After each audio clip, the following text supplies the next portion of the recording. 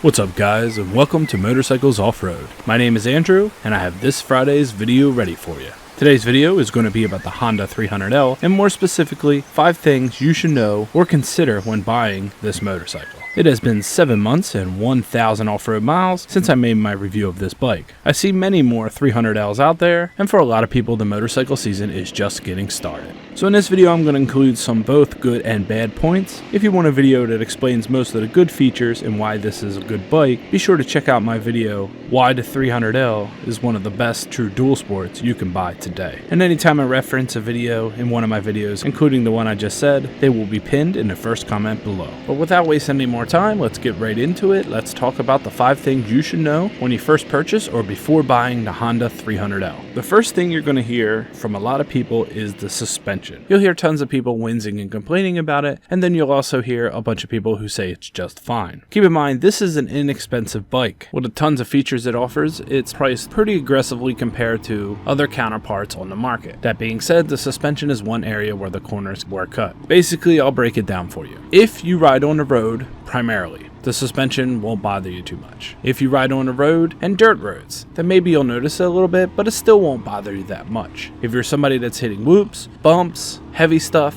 and you happen to be a person that sits down and rides a lot, then yeah, you'll notice the suspension straight away, especially when you jump from one bike to the other. I personally like soft suspension, except for when I'm doing something really hardcore off-road. But on the road, the suspension swallows most of the bumps, and it feels like a dream to ride compared to most other dual sports I've ever ridden. Now, if you are lighter in weight, maybe a female or fellow under 100 kilograms, you'll be completely fine as well. There is also a preload setting. I jacked mine up a bit, and it seems to suffice for now, but it does leave me wanting a new suspension. So that's definitely the first thing you should consider when buying this bike. Some people suggest a KLX 300 is a better option, which for me, being 240 pounds, either bike I was going to change the suspension anyway. Now I did do a comparison video of these two bikes if you are thinking of that bike as well as the 300L, but I would have to say the suspension hasn't been such a limiting factor, and I have tons of footage to show it. But just like anything else, for some people it's a real deal breaker. Number 2 thing you should know, and this is a good thing, the Aftermarket has embraced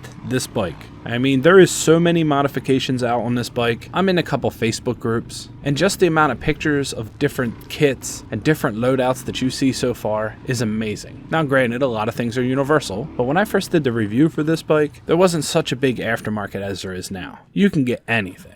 That being said, any issue that you might have with the bike, maybe suspension, maybe the bars are too low, it's easily fixable. It's just going to cost some extra hard-earned dollars. But at the end of the day, compared to other dual sports, this one's priced pretty low, which leaves a little in the bank to customize it your own way. So if you're anything like me and you enjoy turning wrenches on your bike and putting on new upgrades and see how they feel, then that's a huge plus when it comes to this bike. Number 3, the infamous 5K rattle. Now, it has been said that in the beginning life of this bike, you hear a timing chain or a little bit of rattle when you hit somewhere around 5,000 RPMs. It's hard for me to judge, because for me, my bike never made this noise, but I have heard it through other people's videos on YouTube, and generally the general consensus is after the bike gets broken in, everything's warmed up, this noise goes away. Once again, I personally have never heard about it, but if you do your research, you may come across it, and as far as I know, it has caused 0 problems for anyone. At this point, there's tons of YouTubers that have documented their rides with this bike, and we're looking at thousands of miles with no issues. There is also something to be said that this motor is not necessarily a new motor, it's a motor that was previously used in the 250L, but they stroked the cylinder so you're getting more piston pull, so basically it's the same engine with a different crankshaft. So I would expect some of the same reliability as we see in the 100,000 mile 250Ls. Number 4 is the stock tires. You hear a lot of debates about this. I personally hated the stock tires. I removed them by the first weekend they were gone. The rear was gone by the first night. Now you will get people telling you, oh no, they're fine. Well look, if you ride on gravel roads and you ride highway, they are fine. But I personally feel that anytime you ride with tires that are not adequate for your purpose, you are actually building negative skills. And what do I mean by that? It actually makes you a worse rider to ride with bad tires, especially at road PSI. If you are going to use the stock tires, at least air them down. I would say 15 to 18 PSI when you're doing off-road, and then air them back up for road. And I say this because when you feel the bike start to slip and it's not hooking the way it's supposed supposed to, it gives you a scare. It takes away confidence. And as for a new rider, this is something you never want. You want to build your skills with the bike and overall build your confidence with riding. I almost can correlate this to, you ever been in school or something and you're leaning back in your chair, your desk office chair, and your mom or somebody comes by and says, hey, stop leaning in the chair, you're going to fall down. And you start to lean back and you can feel that center of gravity and where you feel comfortable. You're in complete control and you feel confident. That's what it's like when you have nice aggressive tires for off-road situations. Now imagine leaning back in that same chair, except the bottom of the chair is slick, and instead of doing it on carpet or a harder surface, you're doing it on a slick tile or hardwood floor. The chair would slip out a lot easier, and it would give you a jump scare when it starts to. This is what happens when you run with bad tires, and I feel it's an opposite of a confidence boost. I may have went a long way with this point in my analogy, but I just want to make new riders understand that training to be a better rider on proper tires makes a huge difference. It's definitely a game changer. All right, we're coming up to my fifth and final point, and also I have a bonus one here for you. This is an afterthought point, but you never have to work on this bike. I never find myself repairing this bike, and I hardly ever have to do any maintenance to this bike. So if you're new, or maybe you're somebody that can't be bothered, this bike is very easy to maintain. The service intervals are very tall, and it's not one of those bikes that you got to rip the tank off of to check valve clearances every couple months or anything like that. It's calling for 15,000 miles on something like that, and I don't even think I've owned a bike for longer than 15,000 miles. That's a lot of miles, especially off-road. But you can accumulate them pretty quickly on-road, I imagine. So it's good that the number's so spaced out and that you have 8,000 mile oil changes. But besides that, the bike seems pretty reliable. I haven't broken anything or had anything fall apart on the bike, except for my back blinker, which was my own fault, and I've seen a couple other people had the same issues,